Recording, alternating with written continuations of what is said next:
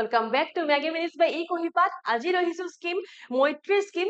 The mission for overall improvement of Thana for responsive image scheme was launched in Assam in 2016. So, there's a Hulla sonot launch was a Moitri scheme to modernize police stations.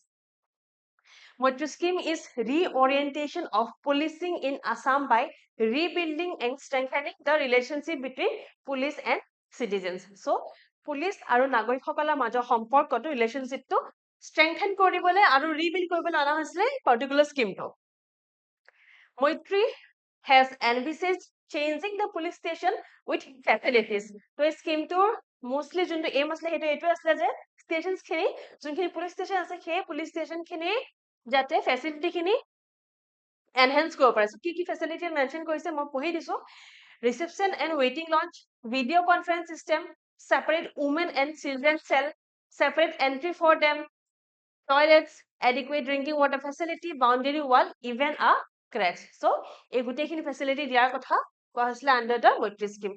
To strengthen police infrastructure across Assam, the cabinet approved a financial allocation of rupees 150 crore on October 2024. এই কাৰণে এই স্কিমটো বৰ্তমান নিউজত আছে কিয়নো যোৱা বছৰ অক্টোবৰ মাহত অসমৰ কেবিনেটে ফাইনেন্সিয়েল এলোকেশন দিছে of rupees 150 crore.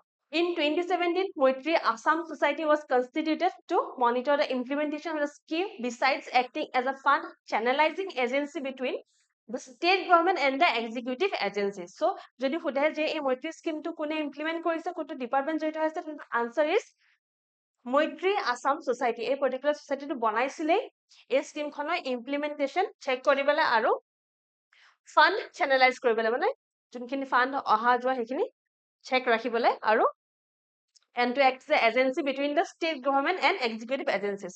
So executive agencies কোনখিনি হয় চাই লওঁ for the implementation of the project the society যোনটো society এটা কৈছে এইটো আসাম Moitri Assam Society সেই society কথা ইয়াত কৈছে the society engaged 6 ES মানে 6 executive agencies namely Assam Police Housing Corporation Limited, Assam State Cooperative Housing Federation Limited, Assam Police Radio Organization, Criminal Investigation Department of Assam Police, CID হয় তাহা কৈছে, Assam Public Works Department, and Assam Public Health Engineering Department. So এই কেইটাই হৈছে সেই 6 executive agencies যোনখিনি জড়িত থাকিব এই স্কিমখন ইমপ্লিমেন্ট কৰোঁতে আৰু নিজৰ স্পেচিয়েলাইজেশ্যন লগত জড়িত থাকিব মানে ধৰক যদি আসাম পাব্লিক ৱৰ্কছ ডিপাৰ্টমেণ্ট কথা কওঁ তেন্তে তেওঁলোকৰ যোনটো স্পেচিয়েলাইজেশ্যন হয় পাব্লিক ৱৰ্কছ এৰ লগত তেওঁলোক জড়িত থাকিব সো আজি স্কিমটো